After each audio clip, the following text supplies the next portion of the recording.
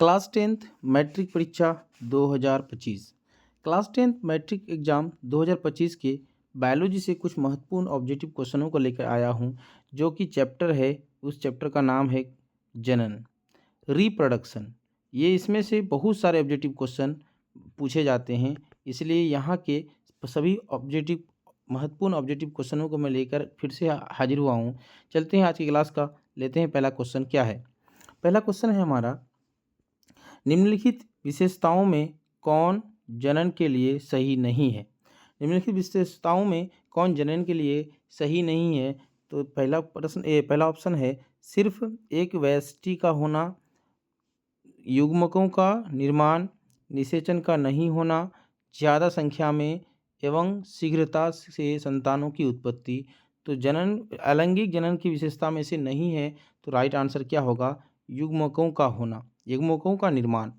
ये अलैंगिक जनन में युग्मकों का निर्माण ये सही विशेषता नहीं है, बाकी सारे सही विशेषता हैं। आगे बढ़ते हैं क्वेश्चन नंबर दूसरा। क्वेश्चन नंबर दूसरा क्या है, अलैंगिक जनन में किस प्रकार का कोशिका विभाजन होता है। अलैंगिक जनन में किस प्रकार का कोशिका विभाजन होता है।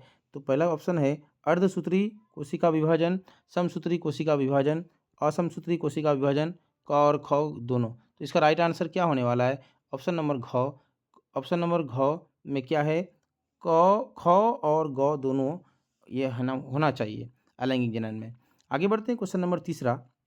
क्वेश्चन नंबर तीसरा, ईस्ट में सामान्यतः अलैंगिक जनन होता है। ईस्ट में सामान्यतः अलैंगिक जनन किसके द्वारा होता है। तो याद रखिएगा, हमेशा मुकुलन होता है। आगे बढ़ते हैं क्वेश्चन नंबर चौथा।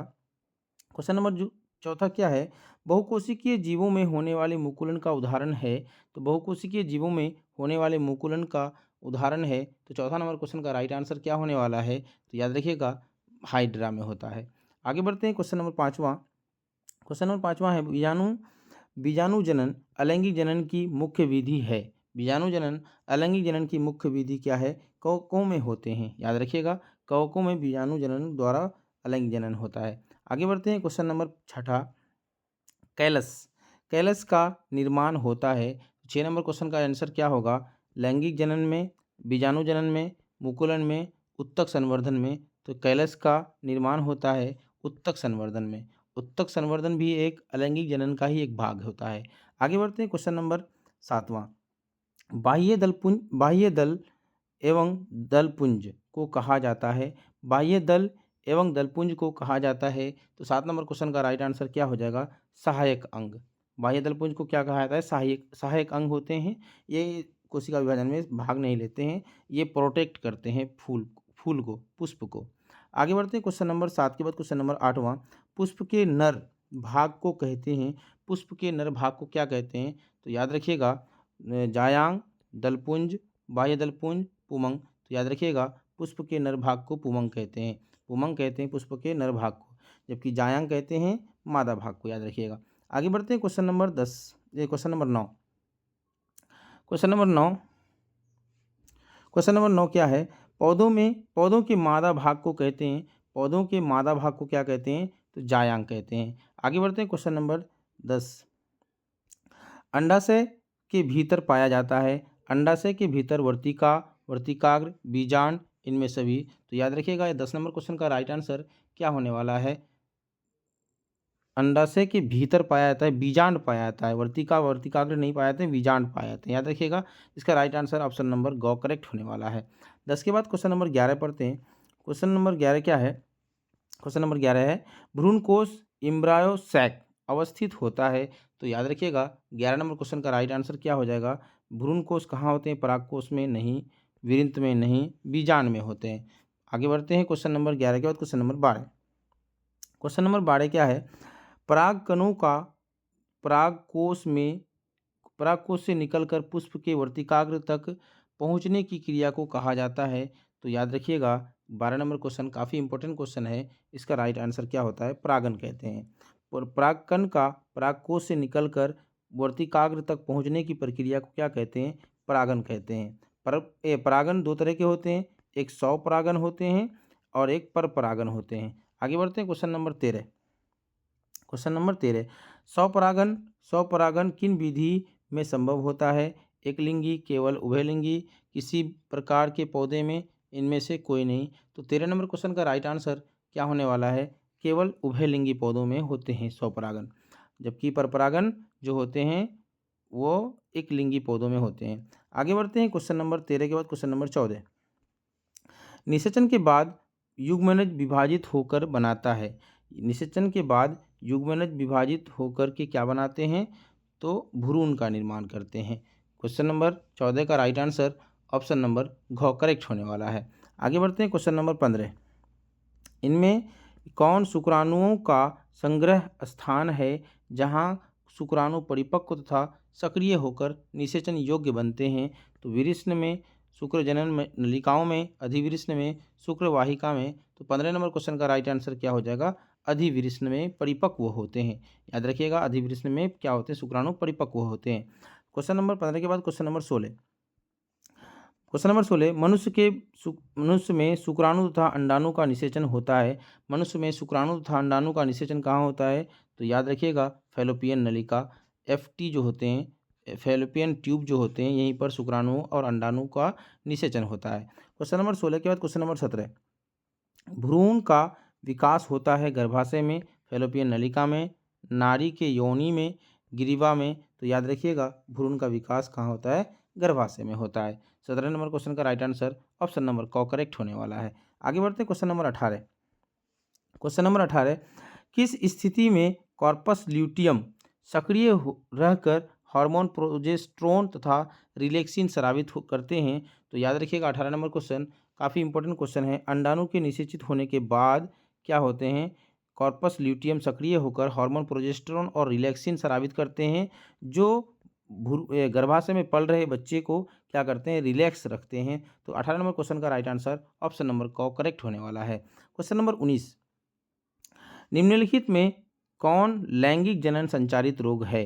तो गोनोरिया, सिफिलिस, एड्स, इनमें सभी। तो इसका राइट आंसर क्या हो जाएगा? लैंगिक जनन संचारित रोग इनमें सभी हैं। एड्स भी होते हैं, सिफिलिस भी होते हैं, गोनोरिया भी होते हैं। चलते हैं अगला number question, question number 20। Question number 20 क्या है?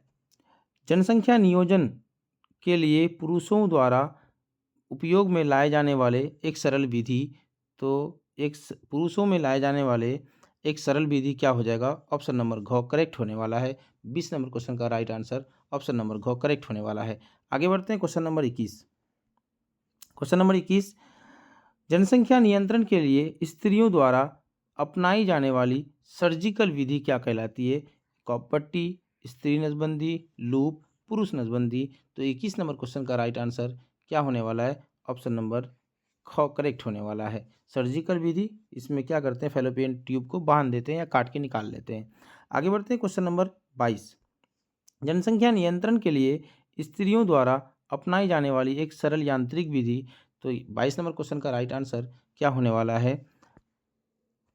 नहीं होगा, ये कॉपट्टी होगा। स्त्रियों द्वारा कॉपट्टी, जबकि नर द्वारा क्या होता है? ऑप्शन नंबर क। तो क्वेश्चन नंबर 22 का राइट आंसर क्या हो जाएगा? ये घ नंबर ऑप्शन कॉपट्टी करेक्ट होने वाला है। क्वेश्चन नंबर 23, लैंगिक जनन संचारित रोग हर्पिस है। बैक्टीरिया जनित रोग है, प्रोटोजोआ जनित रोग है, वायरस जनित रोग है, ईस्ट जनित रोग है। तो 23 नंबर क्वेश्चन का राइट आंसर क्या हो जाएगा? ये वायरस जनित रोग है। जो हर्पिस एक रोग है, लैंगिक जनन संचारित रोग है, किसके द्वारा होता है? तो वायरस के द्वारा होता है। हर्पिस वायरस के कारण होने वाला एक रोग है। याद रखिएगा, काफ़ी इंपॉर्टेंट क्वेश्चन है। क्वेश्चन नंबर 24, स्त्रियों के मूत्र जनन नलिकाओं का रोग ट्राइकोमोनिएसिस क्या है? बैक्टीरिया जनित रोग है, प्रोटोजोआ जनित रोग है, वायरस जनित रोग है, फंजाई जनित रोग है। तो 24 नंबर क्वेश्चन का राइट आंसर क्या हो जाएगा? प्रोटोजोआ जनित रोग है। प्रोटोजोआ जनित रोग है। तो राइट आंसर क्या होने वाला है?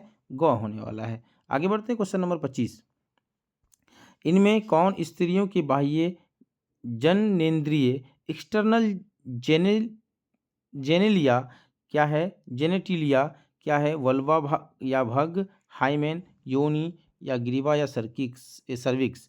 तो 25 नंबर क्वेश्चन का राइट आंसर क्या हो जाएगा? याद रखिएगा, हाइमेन होता है। आगे बढ़ते हैं क्वेश्चन नंबर 26, पुरुष के शीशन का शिखर भाग कहलाता है। पुरुष पुरुष के शीशन का शिखर भाग क्या कहलाता है? तो 26 नंबर क्वेश्चन का राइट आंसर क्या कहलाएगा? 26 नंबर क्वेश्चन का राइट आंसर क्या होगा? 26 नंबर क्वेश्चन का राइट आंसर क्या कहलाएगा? ग्लांस, ग्रीवा, सर्विकस, हाइमेन। पुरुष के शीशन का 26 नंबर क्वेश्चन का राइट आंसर प्रीपियस कहलाता है। आगे बढ़ते हैं क्वेश्चन नंबर 27। क्वेश्चन नंबर 27, पुरुष का मैथुन अंग कहलाता है? प्रीपियस, ग्लांस, वल्वा, शीशन। तो याद रखिएगा शीशन कहलाता है। आगे बढ़ते हैं क्वेश्चन नंबर 28, नर युग्मक कहलाते हैं। नर युग्मक कौन है? अंडाणु, पित्तपिंड, वृषण, शुक्राणु। तो नर युग्मक क्या कौन होते हैं? तो शुक्राणु होते हैं। अगर बोलता मादा युग्मक तो अंडाणु होता है। ये नर युग्मक है, ये नर होते हैं और ये मादा होते हैं, अंडाणु। याद रखिएगा। आगे बढ़ते हैं क्वेश्चन नंबर 29। क्वेश्चन नंबर 29, नीचे दिए गए चित्र में चिन्हित स्थान के में किस नर जन्म को दर्शाता है? तो यहाँ पे चित्र गायब हो गया है, माफ़ कीजिएगा। तो इसका राइट आंसर क्या होने वाला है? 29 नंबर का क्वेश्चन, वृषण का एक चित्र बना हुआ था यहाँ पर इस तरह का। तो इसका राइट आंसर क्या हो जाएगा? ऑप्शन नंबर ख करेक्ट हो जाएगा। तो याद, आज का ये टॉप जनन चैप्टर से टॉप 29 क्वेश्चन था। इसके सभी क्वेश्चनों के आंसर को आप लोग याद कर लें। मैट्रिक एग्जाम में ऐसे ही क्वेश्चन ज़्यादातर पूछे जाते हैं। तो आज का क्लास यहीं पे समाप्त होता है। फिर मिलते हैं नेक्स्ट क्लास में।